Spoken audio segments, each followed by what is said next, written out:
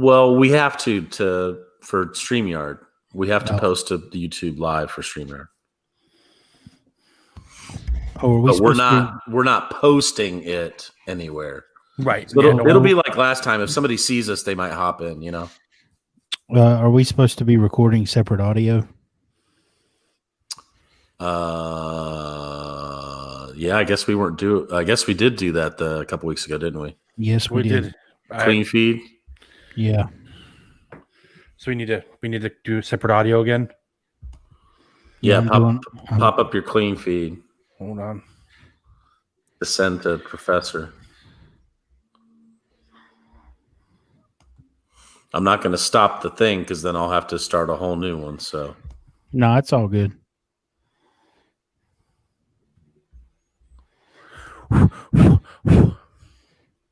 Is this episode 21? 18. It is? Well, if last week was 18, this is 19. There we go. All right. Ready to go? You guys ready to go? Yeah. Ready to rock, man. All right. The Cowboys are discontent. It's Tua time in Miami, and all hail King Henry on this episode of Unscripted. So I mentioned the Cowboys were pretty discontent down there, and I don't know if you guys saw this. There was a report from the NFL Network's James Slater that had several Cowboys players kind of basically throwing their coaches under the bus. A couple of the quotes were that they don't teach. They don't have any adjustments on the fly. Another player that they just aren't good at their jobs. There's a lot to unpack in this game, but could it be possible that McCarthy is one and done in Dallas? Yes. Yeah, I think so. At this point, with Jerry at the helm, you're never guaranteed anything. Especially with this coming out. And this team is a very internal team, kind of like the Patriots. I mean, they're very regimented to keep stuff in-house. So this coming out is pretty big. It's pretty damning. Yeah. Unprepared coaches. No teaching, no coach 'em up styling going on, no adjustments. Yeah, no adjustments was a big one. No, I mean that's pretty big. And I don't know who said it. Obviously, we don't know who said it, but they said players. Players, multiple players. And no one's going to put their name on this, right? I think one player even said they were totally unprepared. But it's obviously this is like where there's smoke, there's fire kind of thing. I definitely kind of believe it's going on. Their heads didn't look in the game at all. Of course, you know what Dallas looked like Sunday? They look like a team with a bottom 5 defense who are down their top 2 tackles and they're down to their 3rd string center. That's what they look like, because that's what they are. And Zach Martin went down too, right? Yeah, Elliott was fumbling the ball. Dalton was running for his life. I don't know how you can trust any. I mean, you're going to start Zeke. You're going to start Amari Cooper, but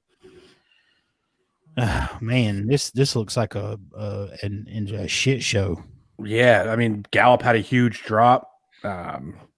They were so disorganized. I mean, it says a lot about Dak, how he was able to do what he was doing, even though absolutely, the record wasn't great, but he still went out there and had that offense performing like it was the number 1 offense in the league.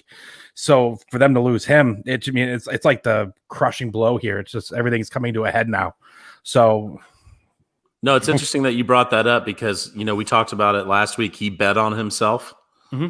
And didn't take that contract to try and get an extra 15 or 20 mil, and then suffered that devastating injury. But he's kind of proving his value from the hospital right now. Well, that's right, dude. It's like this guy. essentially his value is just skyrocketing with him just sitting in a bed recuperating. Like, it's if he can crazy. come back healthy, yeah. That offensive line right now, once Zach Martin went down, that's a completely a whole 5 new guys that they had from last year. And it showed. And Dak and Dalton was, because Dak held out, Dalton was the guy in all the meetings and all the Zoom meetings and taking those virtual reps. And he didn't look ready. No, he looked totally unprepared. Yeah. And I think a lot had to do with, the Cardinals were down Chandler Jones, but they blitzed. They were blitzing those A gaps. They were Buda Baker. Buda Baker, dude. He's the new Tyrann Mathieu. Yeah.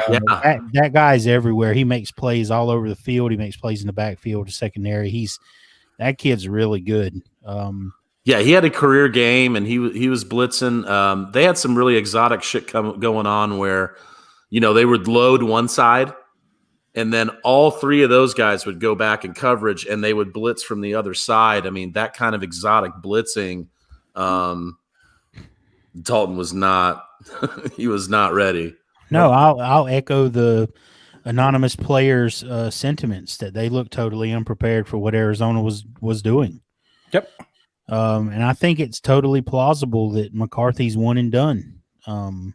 If I was Jerry Jones, I would have ran to whatever hospital Dak was at and wrote a check. Right. I would have been like, how many zeros does this check need?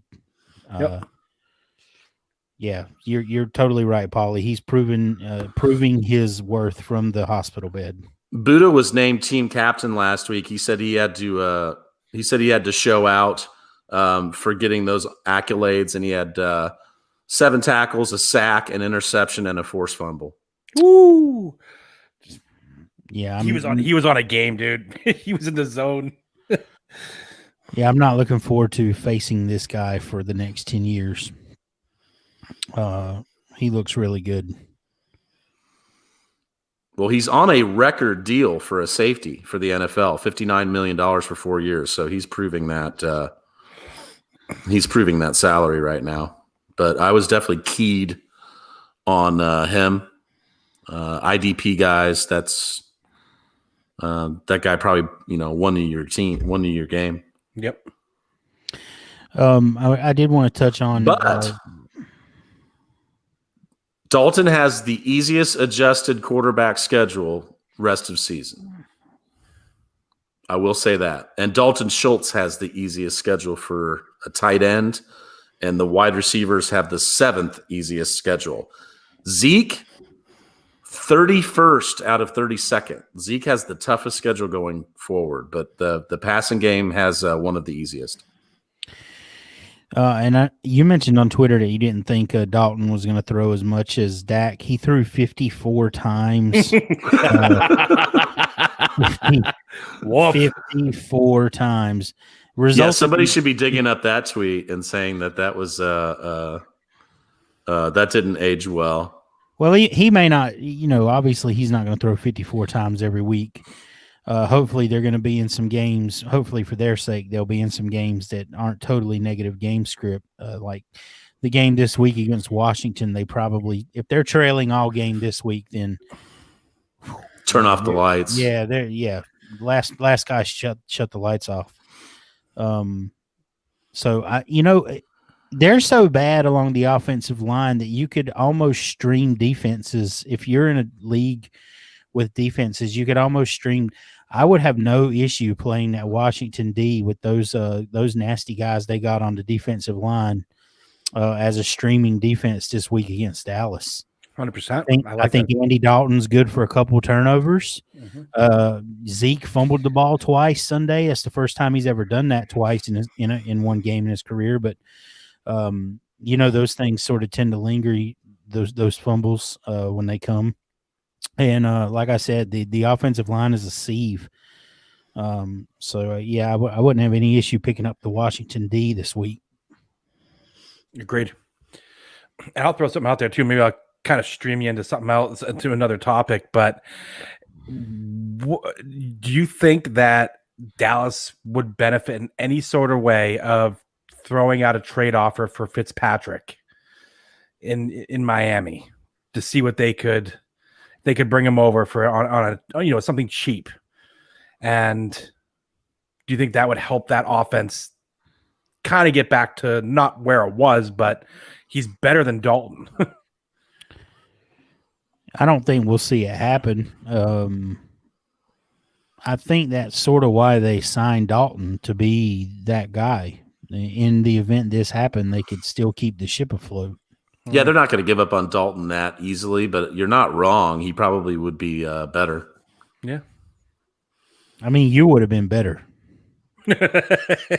last night. I could throw the rock, man. I could Yeah. throw the rock. Yeah. You can scramble too. I could scramble. Yep. I can Eggs. scramble. I can omelet. I could sunny side up. Yeah, you can scramble eggs. Yeah. Okay. Moving the chains a bit. There are a couple of guys who have requested trades. David Njoku is one. Mary Kay Cabot's reporting that Njoku has asked for a trade. He is, of course, represented by Drew Rosenhaus.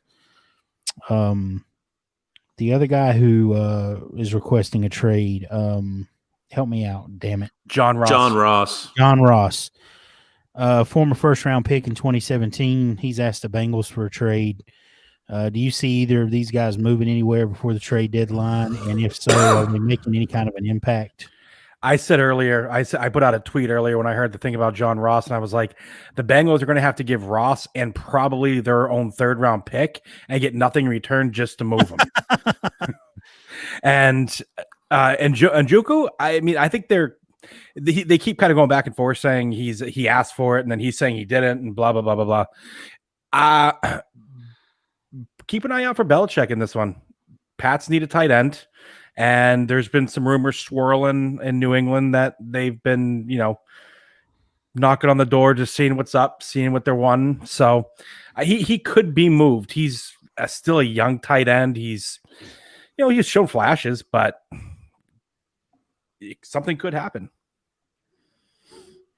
Paulie? The first team that comes to mind is divisional, and that usually you don't see trades within the division, but Cincinnati could use somebody like that. But it's pretty rare for a team to trade within the division like that. John Ross, man,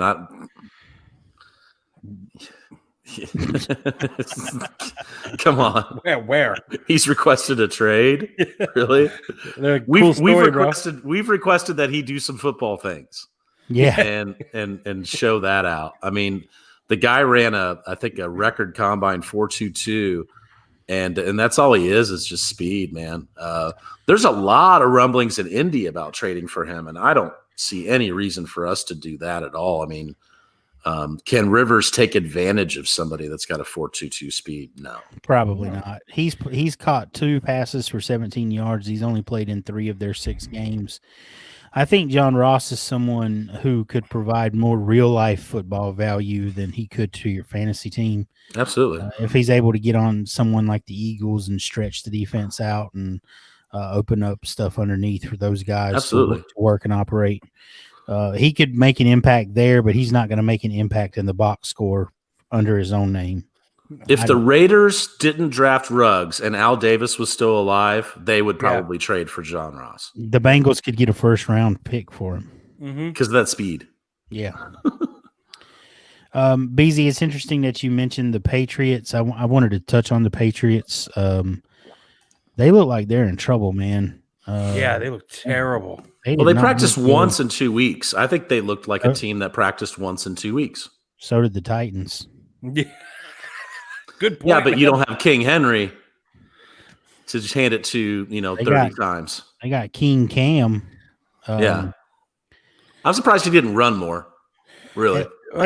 18 straight seasons, the Patriots have been 500 or better through the first 5 weeks of the season. That's over. That was the longest streak in NFL history. The offense the last 2 weeks has averaged just 11 points per game.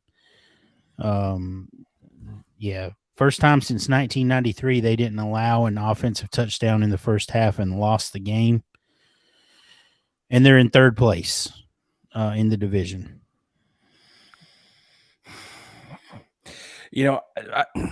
I didn't get a chance to see the whole game, but just from what I could see, the Broncos were playing a lot of like dink and dunk. They were controlling that clock. They weren't let the Patriots get on the field much, which was a smart move by them, keep them from getting in any sort of rhythm. Cam didn't look very good. The offensive line looked terrible. I mean, Damian Harris, 6 carries, couldn't go anywhere for 19 yards. Burkhead only 5 for 14. I mean, God damn. I mean, Julian Edelman, 6 targets, got 2 of them for 8 yards. Nikhil Harry got blanked out. Yeah. James Phillip White Lindsay looked good. Phillip Lindsay looked good, and that's what I'm saying. Like, went they over were 100 yards. Yeah.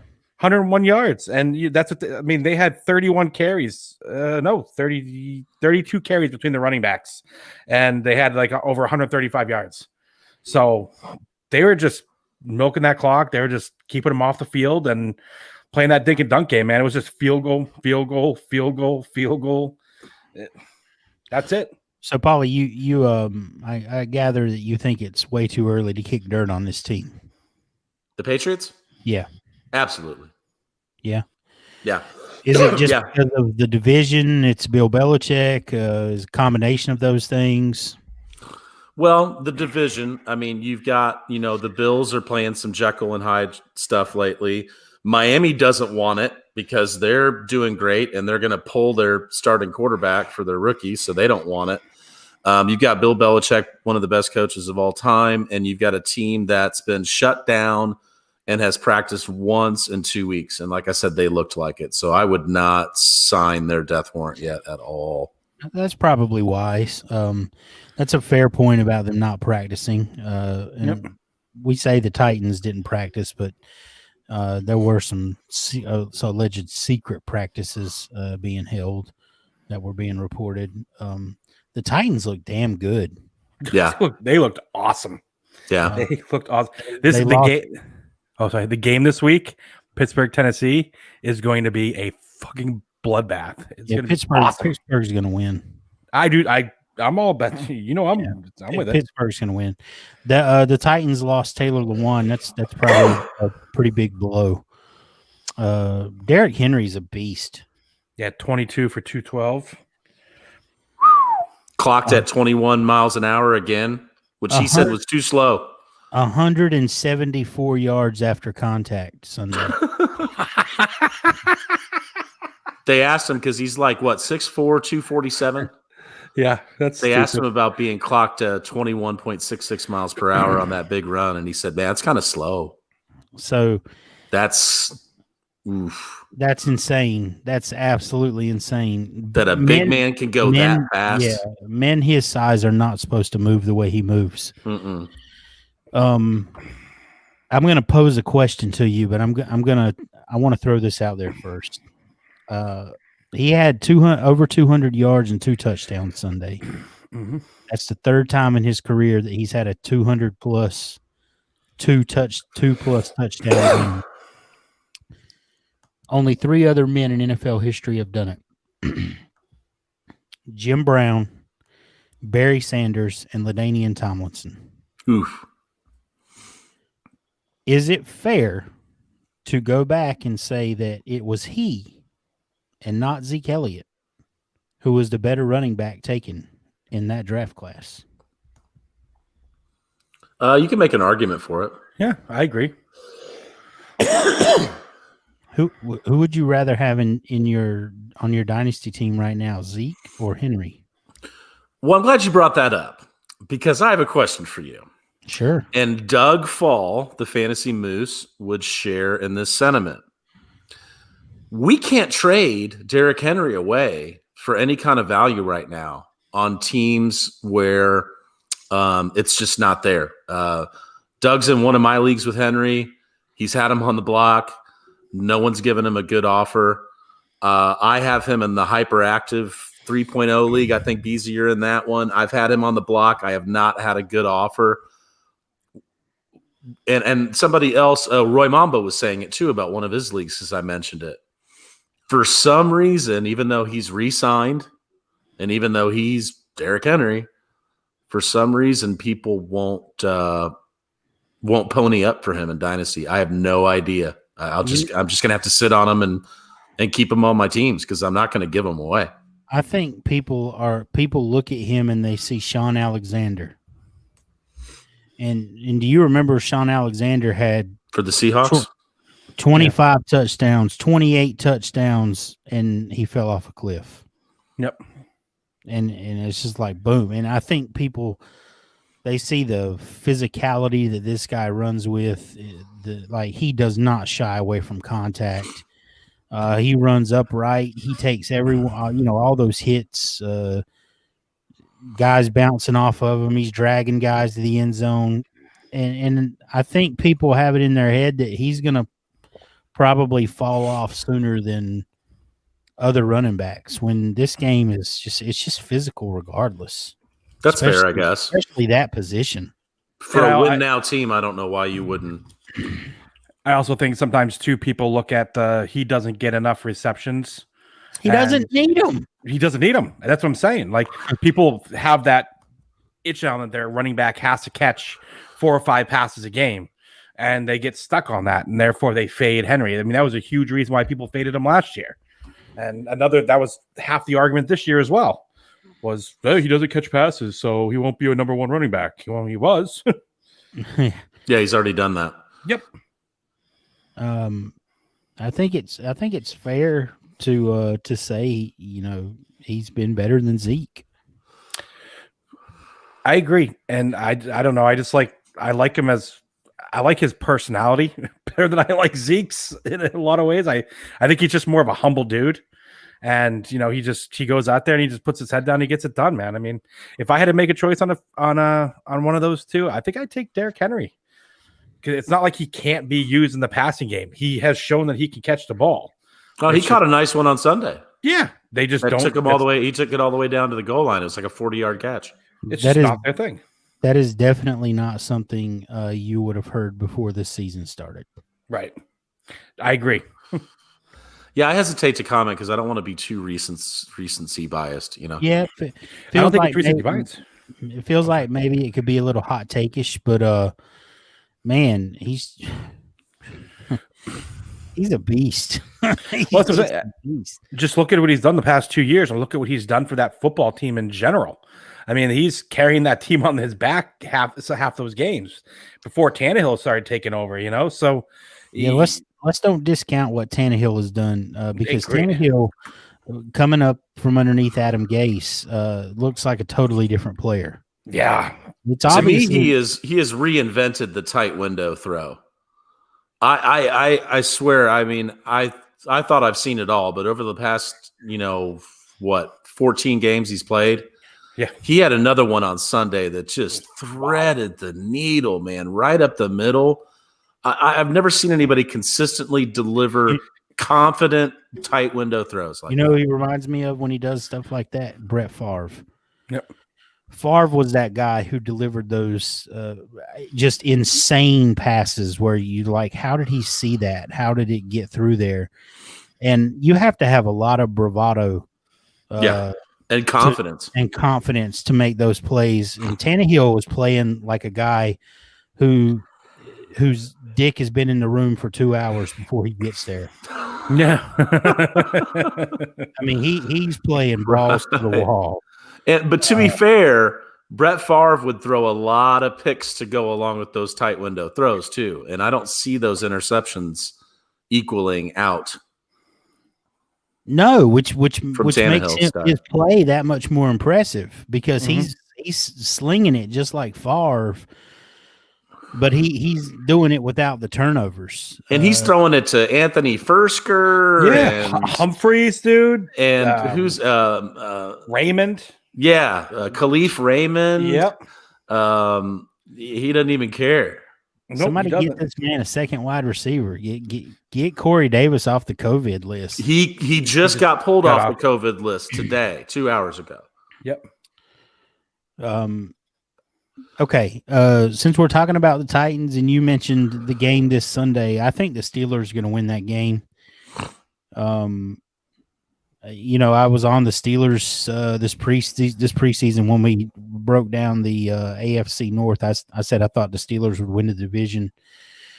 This may be the best Steelers team Big Ben has played in his career. They're top 5 in scoring offense and defense. Their current pace of 31.2 points per game is their best ever, franchise history ever. Big Ben is on pace to set career highs in completion percentage, touchdown to interception ratio, and passer rating. James Conner looks great. James Conner looks great. He has a plethora of weapons to choose from, and these guys haven't even been healthy together. Deontay Johnson's been in and out of the lineup. Juju Smith-Schuster's kind of been in and out of the lineup a little bit this year. And they just continue to crush. Claypool looks amazing. The defense, this is only the second time ever that a defense has had 3+ sacks and an interception in the season's first 5 weeks. They just look great on both sides of the ball, and they look like a legitimate Super Bowl contender. Yeah, I mean, obviously Pittsburgh's my team, my boys. We did have a big loss this weekend with Devin Bush going down with the ACL. Yeah, that sucks, man. He was an enforcer in there. Right now they got Vince Williams and who's the other kid there? Robert Spillane, a rookie out of Western Michigan. I wouldn't be surprised to see Pittsburgh hit a couple teams up. Maybe the Jets, a couple other teams that might be looking to get rid of a linebacker, see if they could pull somebody in to help kind of get that middle taken care of. But other than that, they are just rolling, man. That TJ Watt and Bud Dupree are playing lights out. Minka just looking like an absolute animal again. They just beat the living piss out of Cleveland. They didn't even Cleveland had no shot. They looked terrible. Well, let me ask you, since you talked about the opening at linebacker position, I've got a full IDP team that's rolling right now that I'm really proud of, but I need a linebacker for this week to stream. Is one of those guys that you mentioned that's going to fill in for Devin Bush, would one of those guys be more favorable than the other one? Would you take a shot on one of those guys? If I had to take a shot on one of them, it would be Vince Williams. He's kind of the vet there. He's been there for a few years. He was like best friends with Shazier when they were together. So he's kind of one of their leaders in that locker room. Now he's more of a 2-down linebacker. He's not very good in coverage, but he's pretty damn good against the run. But this other I need tackles, so I think he's your best bet. Spillane's a rookie. They talked high about him in camp. He ended up making the final roster, so he could be something decent. He didn't really show much. Usually in these situations, the vet gets the nod, though. Right. That's what I'm saying. Like, I think it's going to be Vince Williams for a good chunk of it, with Spillane getting spilled in on coverage plays, and he'll get his chance. But I think it's going to be Vince Williams. To start this week. Let's talk about Claypool for a second. Does he have 3 rushing touchdowns now, or just 2? I don't know. I think he has 2. They're scheming to get him the ball close to the goal line. They're getting him some really, really quality targets. And that guy is the top graded wide receiver when targeted in the league. Top quarterback rating is actually Chase Claypool and Travis Fulgham are the top 2 wide receivers quarterback rating when targeted in the league. They're inventing ways to get this guy the football. Yeah, I think he's the real deal. Juju's struggling a little bit. Deontay hasn't been able to stay healthy. James Washington flashes, but it seems to be that he's the future in that wide receiver core. Yeah, I think we mentioned it last week during our special live broadcast that the Pittsburgh Steelers had only drafted a couple of guys with as high a draft capital as they drafted Claypool with, and it was Plaxico Burress and Santonio Holmes, I think. And we saw the careers that those guys had. He profiles as like a Plaxico Burress, only faster. Like he's as big as Burress. When he took that one to the pylon, that end around, that he was fast. I mean, there were 3 or 4 guys converging on him. 90% of the players in the league are going out on the 30-yard line in that run, but he somehow made it to that pylon so fast. Love that kid. Mm-hmm. Obviously, after that trade that you made, let's see, what was it again? Oh, I traded Michael Thomas for Chase Claypool and Travis Fulgham. Wow, that's kind of ballsy. In a dynasty league. Yeah, it is. It is ballsy as shit. Over the last 2 weeks. Hey, man, I got no problem. I'm not laughing. I'm just saying it's get your guys. It's ball. Like BZ said, it's ballsy. Well, people said you could have probably got more, and I know that. I was talking to Term before we started recording. I've gotten rid of all 5 of my Michael Thomas shares over the last 2 weeks in Dynasty. They happen to all be teams that I'm not going to be able to contend this year. So there's a correlation there. I can't get Michael Thomas on the field, so I'm not contending. So I see a huge sell window for him right now. In that particular league, I sent out like 6 offers, and that's the one that was accepted. And he didn't have any draft capital that I was interested in. And I really didn't want to do a 3-for-1 because I was looking, and there really wasn't 2 guys I wanted to drop for my team. So I just decided to go for it. I've got no problem with Claypool. He's going to be the real deal. Fulgham is the one that we're going to have to see what happens when these other guys come back healthy.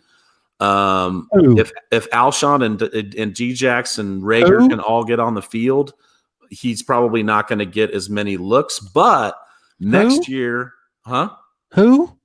I know. I'm just saying. I'm agreeing with dude. I'm just saying it's going to be hard for him to get the opportunities. If all 4 of those guys are on the field in 2 weeks, he's not going to get that kind of target share. But from a dynasty perspective, Alshon and Djax will not be on that team next year. It's going to be Jalen Reagor and Travis Fulgham, I think. I agree. I like the investment there. I got roasted on the poll though. He hopped on Twitter. That was it Bo? Oh yeah, it was Bo Hot Sauce Bo, and it was like 75-25%. But like you say, Term, you're not playing Dynasty to win Twitter polls. You're playing Dynasty to win. Yep. And I see a huge sell window there. I don't like what Michael Thomas is saying off the field. I don't like that he got in that fight with the teammate. I don't like that Drew Brees has now had some time to figure out life without Michael Thomas and distribute the ball more to an emerging Emmanuel Sanders. I don't like that Drew Brees might not play next year. If so, next year's definitely his final year. So I don't like the chance that a high ankle sprain has of re-injury.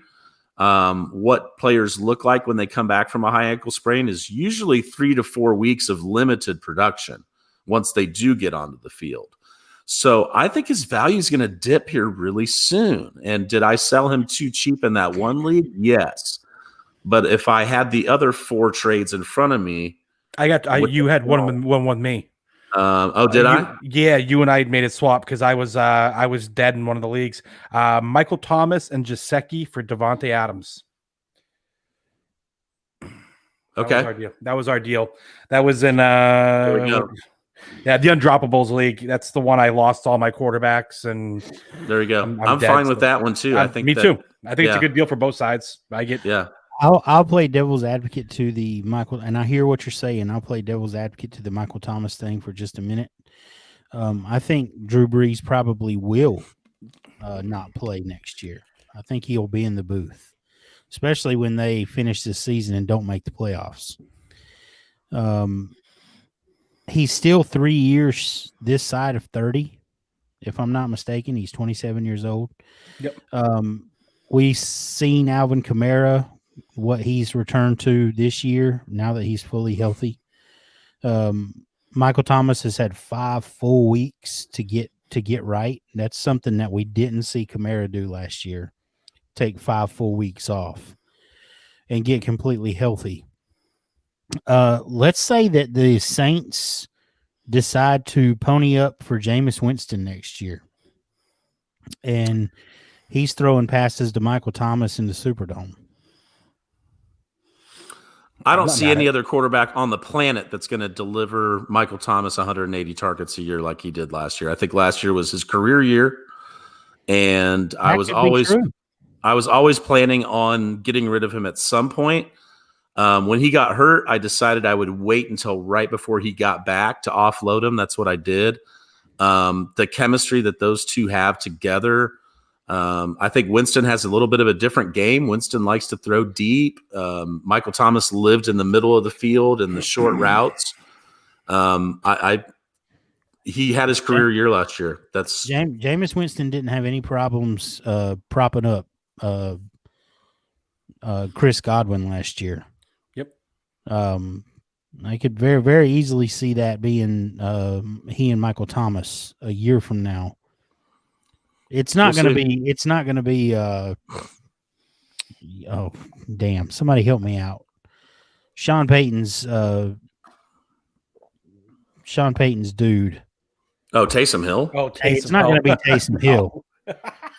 I don't know what he has on Sean Payton, but he's not going to be the starting quarterback in New Orleans ever. It's just not going to happen. He must give a really good BJ. I don't think anybody in the industry knows why they gave him $21 million. I don't think anybody can explain that. Yeah, me either. For his 4 touches a game. I mean, the dude gets paid about $40,000 every time he touches the ball. I don't get it, man. It's completely ridiculous. Moving to change a bit. Another thing I don't get, Sean McVay came out and said Cam Akers was definitely going to be more involved, and he played 1 snap. This is where coach speak can totally fuck you. Yeah. 1 snap. I did not have for some reason, I did not have the confidence to play Cam Akers anywhere. He rode my bench, and I am so happy that he did. I had to in a couple of leagues, and ended up still getting the win. I had to play him a couple of leagues, but we talked about it several weeks ago. Darrell Henderson has earned a role on that team. For one reason or another, they decided it was not the week to roll Akers out. I would say that he's droppable in redraft at this point. Yeah, I would agree. Maybe there's something we're not seeing too. Maybe you got tweak something before the game or something like that. I don't know. Just didn't make any sense to me one bit whatsoever not to have him see only 1 snap. McVay came out and said game script took him out of the game, which doesn't really make any sense. No, it's bullshit. The 49ers were winning that game, but they weren't blowing the Rams off the field. Emmanuel Mosley returned for the 49ers. I didn't think he would play last week. He did. He made quite a difference. Jeff Wilson did not play last week. He had a calf injury that kept him in street clothes. It may sideline him again this weekend.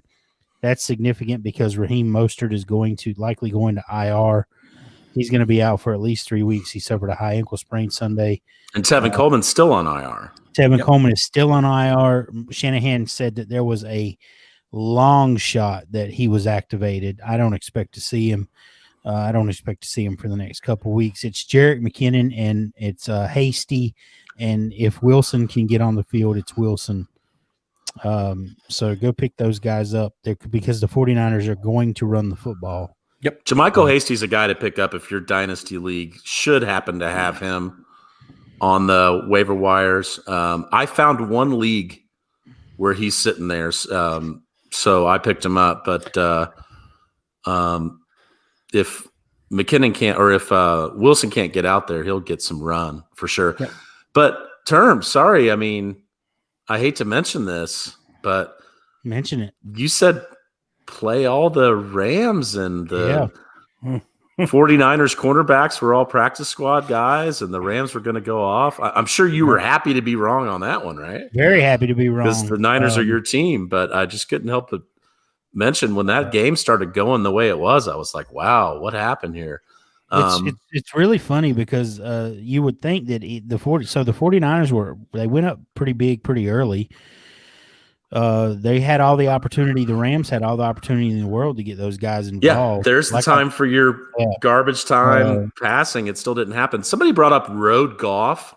and I haven't looked at his splits in a while, but I guess his away splits are really bad the last 3 years. That would be an interesting thing to find out. I know Jimmy Garoppolo looked fan-damn-tastic. Yeah, he did. He looked completely healthy and recovered from his ankle injury, and all the idiots who said he got benched because he wasn't any good and they were going to go with C.J. Beathard, you look just like what you are, an idiot. It's the same thing that happened with the Browns. They didn't bench, no, they didn't. Mayfield because he sucks. They benched him because he's hurt. The announcers broke down that ankle really well, showing how he pushed off the ankle. Did you see that? That was really good stuff. He pushed off the ankle last year, and then how he pushed off the ankle last week, how much different you could see. He was hardly getting any power back there. He was lifting his leg up really high. And this week he looked almost back to his form and his, throwing motion and his footing and everything from last year. So he's good and back to go. And you mentioned that, with the defense struggling the way it would, that Garoppolo would be a good pickup for quarterbacks, which I typically don't think of Jimmy G in that fashion because they run so much. But, with a healthy Ayuk and Debo and Kittle doing all his things, Garoppolo's looking pretty good.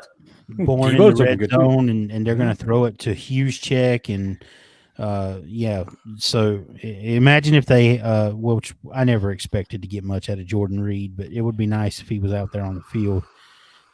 He's gonna be a nice play down the stretch, especially in 2 quarterback leagues. Yep. So if you look at their strength of schedule, Jimmy Garoppolo has the 4th best adjusted quarterback strength of schedule from here on out. Running backs, not too much, number 20. Wide receivers, number 9. Tight ends, number 8. So you've got George Kittle with a top 10 strength of schedule. You've got Debo and company with a top 10 strength of schedule. Garoppolo with a top 5 strength of schedule. So those are guys all to target, I would think. The 49ers, and I know that they're my team, but the 49ers, that kind of thing, that strength of schedule thing, it almost doesn't even matter with them, because I'll take our coaching staff and their ability to scheme those guys open and get them in space against almost anybody. So I like Jimmy G going forward. You're going to play Kittle if you got him, obviously. And like I said, they're going to run the football. They're good. They're going to do it. And they're going to figure out a way to do it, just like his dad did. They're going to plug – Raheem Mostert can't go this week. All right, you get McKinnon back there. I mean, they're going to run the ball. And Hasty looked good Sunday. What do you think? He had like 9 carries for 40 yards. I think he did. Something like that. He did. So, yeah. 9 for 37. 9 for 37. Yeah, I like Jimmy G going forward. He's got all his weapons healthy pretty much, and like Ollie said, the strength of schedule is favorable. Yes. All right. Did we have anyone join us today, Paulie? No. That is a weird question, BZ. I can see the look on your face because there's no one here. And we've been recording for 45 minutes, so the fuck were you thinking? That's what I was saying. What the fuck was who thinking? There's nobody here. What do you mean? Is there anyone joining us? There's nobody here. No, the last time those guys found us on your YouTube channel. Oh, I thought you meant like joining us on the recording. No one's found us. That's what I thought too. We're recording this live to YouTube, but that's just so we can do the StreamYard for free because we're cheap. And the first time we did it, a couple of my old followers found us, but no, there's nobody on here. I am sorry. I was confused at what you were saying. The Eagles are desperado for some healthy bodies, almost as bad as I'm desperate for some good co-hosts. Jokes. They lost Miles Sanders and Zach Ertz Sunday, both to multi-week injuries. They finished the game against the Ravens with 2 of their original 11 starters on offense. Good God. I don't even really know what to say about this team at this point. Wentz is a phenomenal player. He is. You watch these games, and he is out there taking it to the limit and playing his ass off. He's not sliding. He's not running out of bounds. He's fighting for yardage. He's giving it everything he's got, and he's doing it with guys who you've never fucking heard of. Yep. I would just once like to see this guy. Just give him an average offensive line and a couple of guys we've heard of at wide receiver who can stay on the field, and maybe a healthy Dallas Goedert and a running game and see what he could do. Yep. Agreed, there's definitely some guys to pick up on that team. Boston Scott, possibly even Huntley. Who do you think? You think Huntley will get in there, or will it be? I think it'd be more Corey Clement than anybody, dude. Clement. Yeah, Corey Clement. You're right. I like Huntley though. Richard Rodgers at tight end. Yeah, because Goddard's not back this week, is he? No, he might not be back for 2 weeks. Yeah. So opportunity is everything. I mean, Richard Rodgers, he was a thing for a couple weeks with Aaron Rodgers, I think, at one point, like 3 years ago.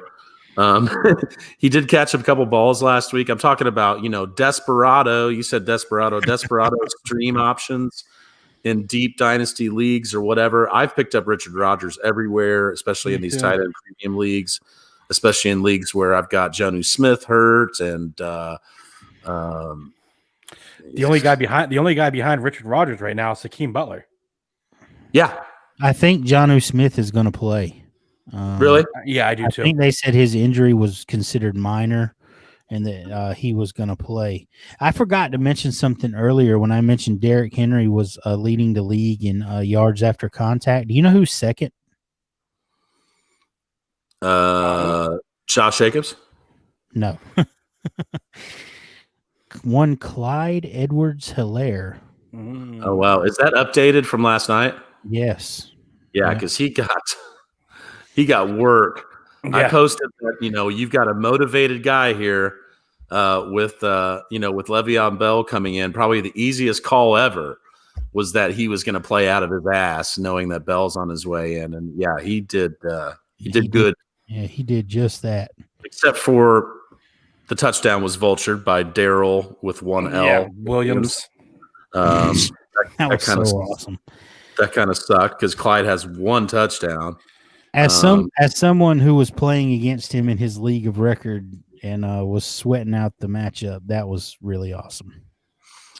As you guys can tell, I've got strength of schedule on the mind because, I think we have a large enough sample size and based on preseason data and in-season data to start looking at people to target. We were talking about the Eagles. These guys all have a very good strength of schedule going forward too. Tight end is middle of the road, but quarterback's number 5, running back's number 5, wide receivers number 2. Travis Fulgham. You got to know, get back, baby. Hold him. Know when to Fulgham. I saw you post that. I Fulgham them before they ever even. I don't have a single share of Fulgham. Me neither. That's because I got them all, boys. You just can have them. Hey, man, opportunity is everything. You're right. Everything. And good again last week. I broke down his film last week on our show. Watched him again this week. Again, they're manufacturing touches for him, the bubble screens. They're throwing to him on third down. He is the wide receiver one. I mean, who else are they going to manufacture touches for? Me? Yeah, you could probably get out there and throw down if you needed to. As long as I only got to do one of those turn around and catch, like if I got to run, we're all in trouble. So you want the Antonio Gates targets? Yeah, I want those Antonio. My ass would probably look like Antonio Gates in those Titans. In the later years? In the later years. Antonio Gates had a donk. Speaking of opportunity, I got to take this opportunity to shit on my least favorite coach in the NFL. Yes, I'm talking about Matt Nagy. Sunday, they played against the Panthers, who have the worst run defense in the history of run defense. And through 3 quarters, David Montgomery had 13 carries Mm-hmm. in a game that they were in and were leading. Yep. 13 carries through 3 quarters. I don't get it. That screwed my DFS lineups. He was only $5,800 on DraftKings, and that tasty. You know why? You know why it was only $5,800? Because they knew Matt Nagy was his head coach. Was his head coach? How do you not take advantage of that huge plus match? I don't get it. Nagy is a boob. He's a complete boob. He knows nothing about football. He knows nothing about situational football. I've said this before. He's the worst. Well, Adam Gase is probably the worst, but next to Adam Gase, he's the worst coach in the NFL. I think he overthinks it. I think when he does his exotic lineups and his exotic formations, they're discombobulated. You know, there's other teams that do, some great things behind the line to show coverages and to scheme their guys open. I think when he does it, it just looks really cute. And I think that he probably thought, well, they're going to think we're going to run because we've got David Montgomery and they've got such a horrible run defense. We're going to do the opposite of what they think. I think that's because that's some old school kind of flawed coaching strategy is we're going to do the opposite of what we think they think we're going to do. That's the only way I can explain it. Sorry. That almost makes sense. It does. That really almost makes sense. I don't have any idea what this guy's doing. And the sad part about it is if you own Montgomery, they're going to make the playoffs this year, which means Matt Nagy's not getting fired. Yep. So he's not going anywhere. So strap it in, boys. Yeah, I mean, really good strength of schedules coming up. Carolina, Teddy Bridgewater, number 3, and Nick Foles, number 2. Someone tell me how Nick Foles is better than Mitchell Trubisky because I don't see it. He's not at all. He's He's not. not. Nope. At least That's with another coaching snafu right there. It should be Trubs out there. I don't even like Trubs. It should. At least with Trubisky, he can make plays with his feet. Yeah, I don't even like the guy, but he's better than Foles. Yeah. Speaking of quarterbacks, we had Rodgers versus Brady Sunday. Ooh.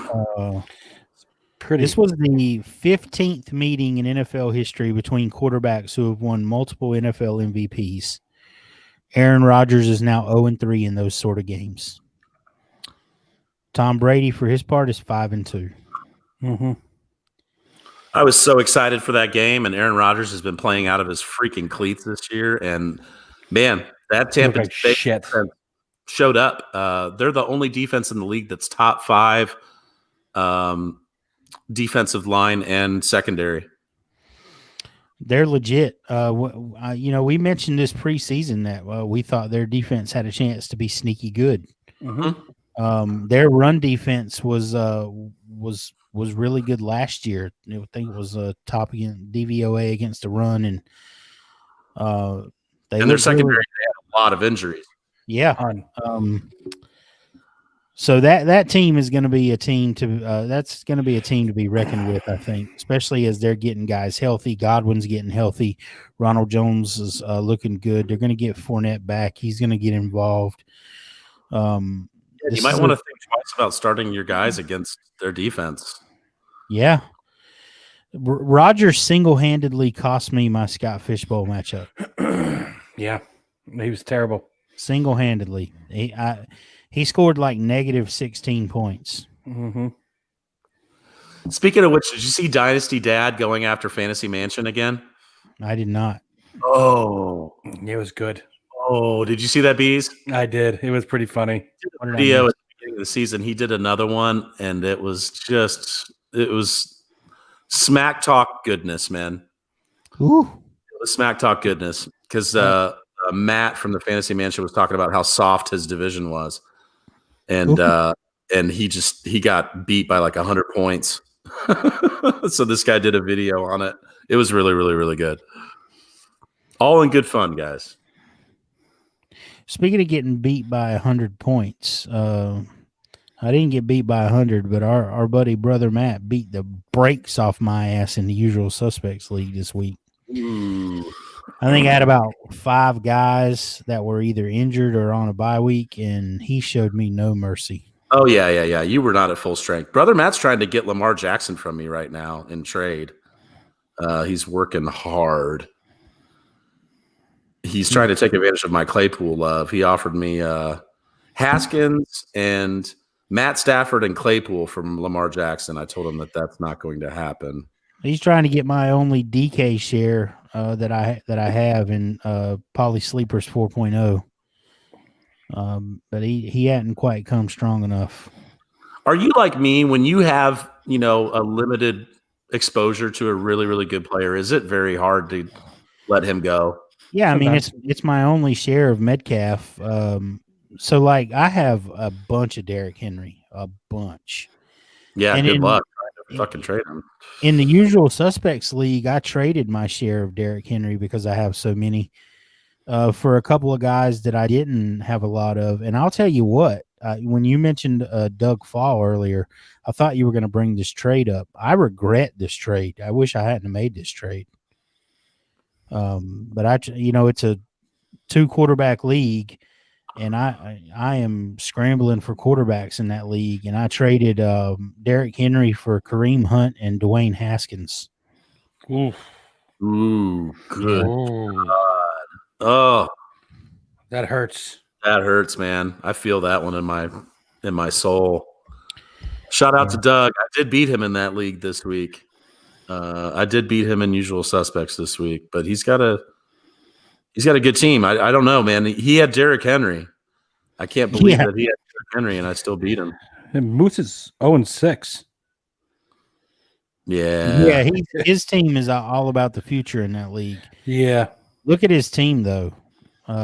He's got Tua, Dobbins, Judy, Hopkins, Taylor, Fant, Henry down there, way down there in the taxi squad.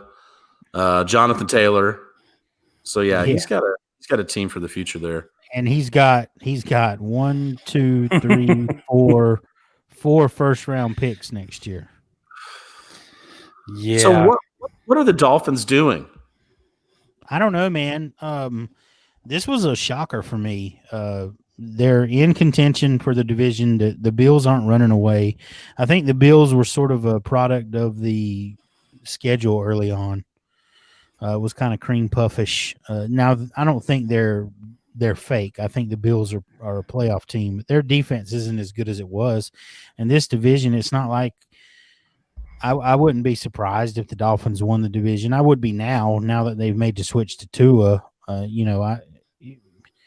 This has got to hurt Myles Gaskin. It's got to hurt your shares of Preston Williams and who's still sort of finding his footing.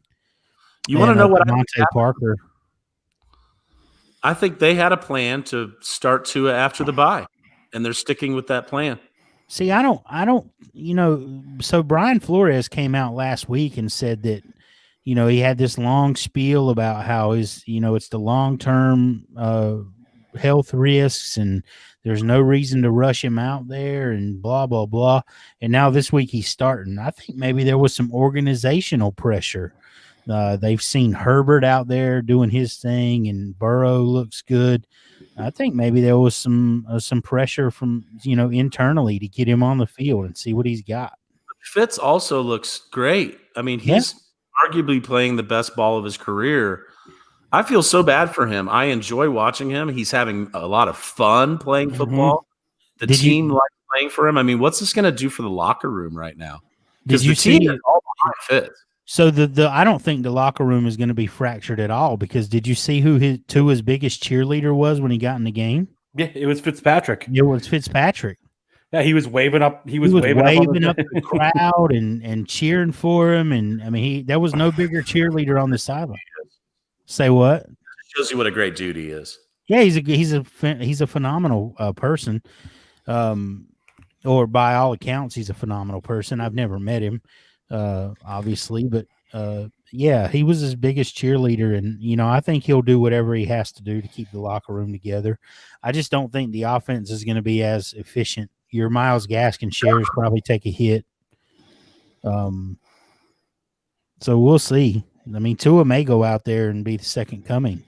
And we don't,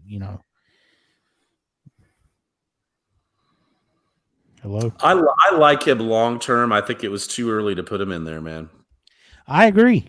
There's no reason. They're one game out of the division. Yeah. There's no reason to do it right now.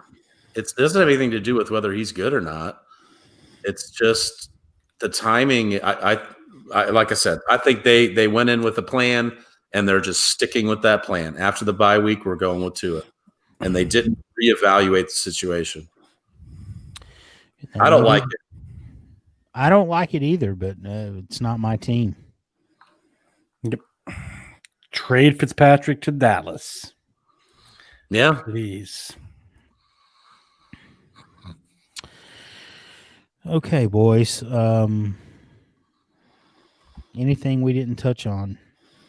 Just a couple quick things. Let's see. Mark Ingram got injured in the game this weekend. So take a look at Gus Edwards and J.K. Dobbins for this upcoming week. Yeah, I listened to Harbaugh's press conference, and he said he expects Ingram to be ready to go. Really? Because I heard he was going to be out. I saw things saying he was going to be. Dude, I was licking my chops too because I got J.K. Dobbins in a couple spots. And does it matter? Well, shit. Nobody gets more than 10 carries. No, but it would matter if maybe Ingram was out of the equation. They haven't had a running back all year get 11 carries.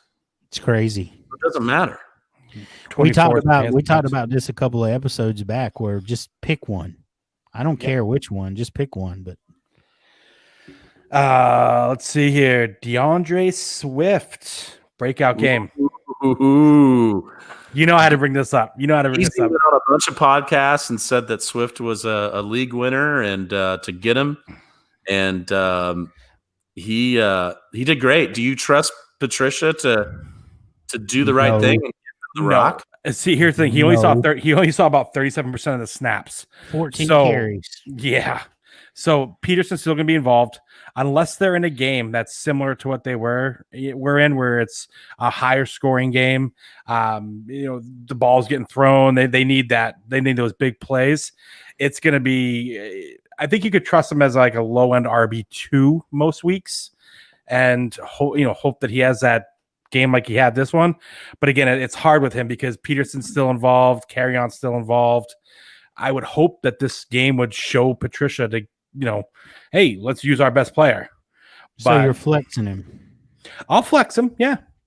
I'll flex because in all honesty, with injuries and everything else that's happening, he's a pretty nice flex piece in that offense. So, Paulie, what happened to you? Yeah, you just went to chalk. We're figuring that out. What the hell is happening? Okay. There she is. Hello.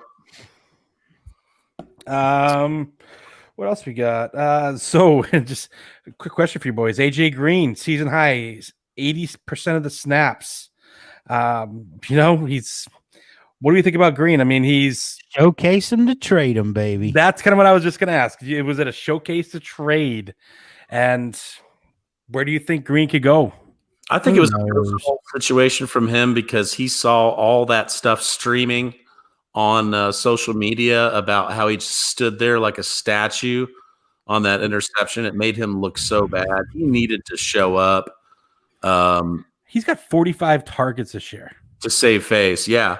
And also, they have how many catches? 20? Yeah, something like that.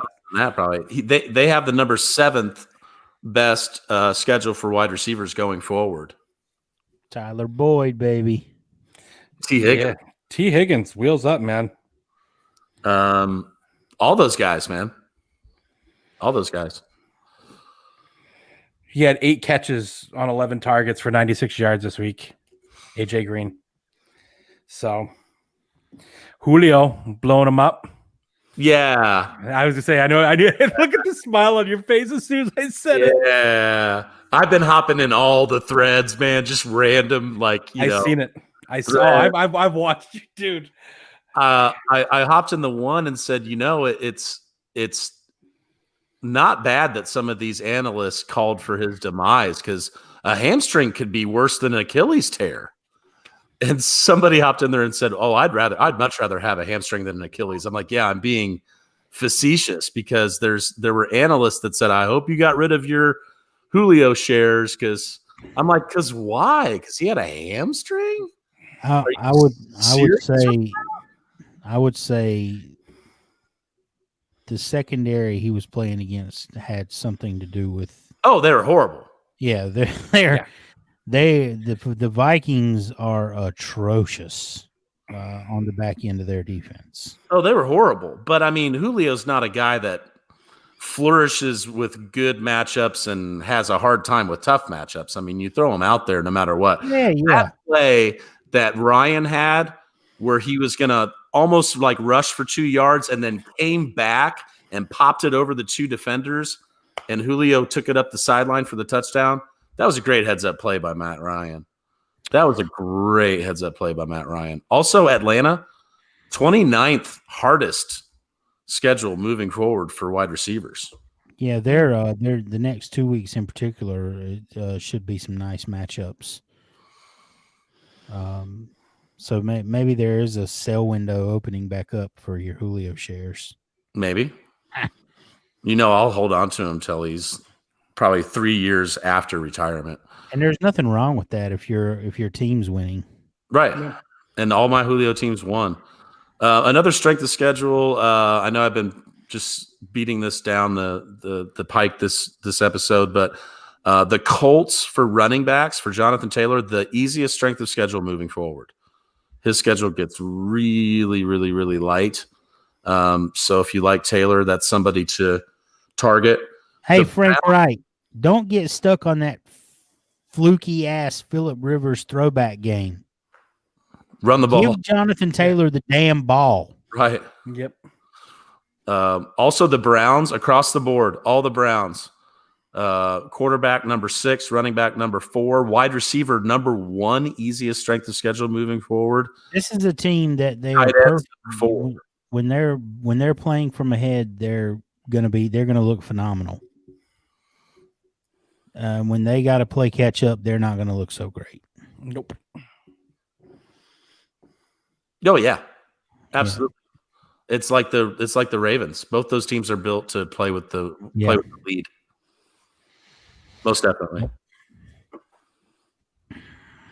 So, really looking forward to the Steelers and the Titans this week. The Seahawks will be back off a bye. I'm always looking forward to watching Russell Wilson play football. Is there any other teams you guys are looking forward to seeing this weekend? Any other games you're going to bet on? You're going to throw some cash down?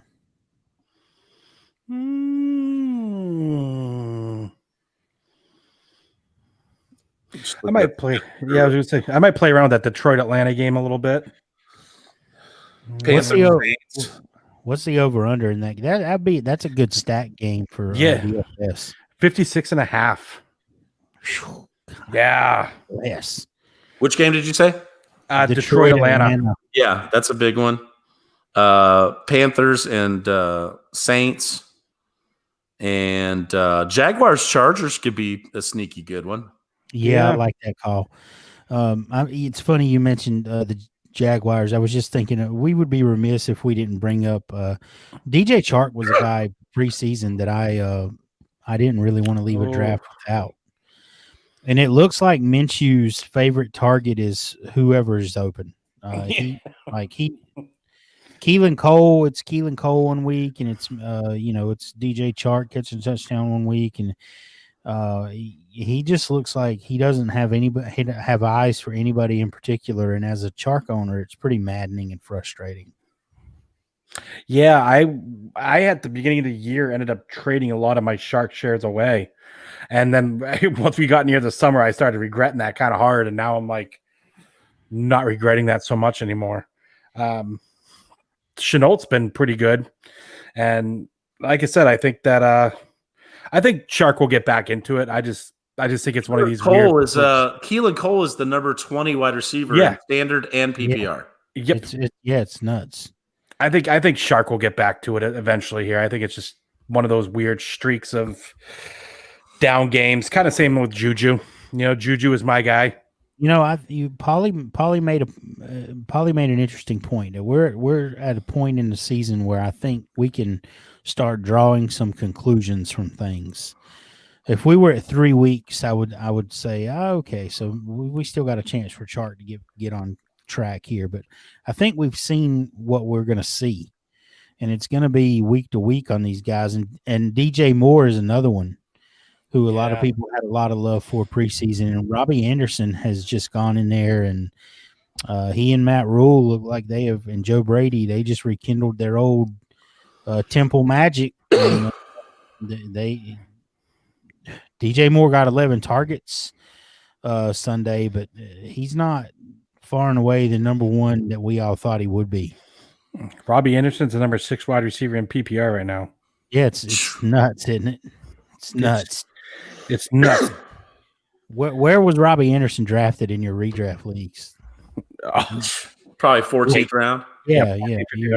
You're probably sitting there scratching your head going, should I take this defense? Or, here's Robbie Anderson. Number 6 wide receiver. Number 6 wide receiver. Since you were talking about betting and stuff, we haven't talked about Monkey Knife Fight in a while. But we do have a code on there where you can get matched funds. Is that UD? I think it's UND. Oh, yeah. The code's UND. I've been playing around with it and winning some money. You can bet over-unders on yardage and, for running backs and wide receivers and quarterbacks. It has a set, number, and you can bet overs and unders on yardage. And then you can also bet on touchdowns. And depending on how many touchdowns you think a certain group of players is going to get, it'll like 3 times, 5 times, 10 times your money. I've been doing this thing where you pick 3 guys in 2 games, and it's the touchdown dance. So I've been doing well on that. If they get – it just depends on the line in the different game. But, you pick a team and pick who's going to score. It's pretty easy. I like it. I had a parlay and I hit on the Matt Ryan over, and then Matthew Stafford and Andy Dalton broke it off in me. So even though Andy Dalton threw the damn ball, how do you throw it 54 times and you don't go over 300 yards? 54 damn times. Yeah, that's nuts. And I did not think he would throw the ball that much, but they got behind, I guess it's not rocket science. That defense is horrible. So they're going to be behind. They're going to be throwing the ball. But that offensive line's not going to create very much space for Zeke either. No, it's not. But they did activate Leighton Vander Esch today. So maybe help is on the way. Yeah, I just picked him up on an IDP league. I was actually pretty stoked he was sitting there. Nice. Yeah, I lost Devin Bush.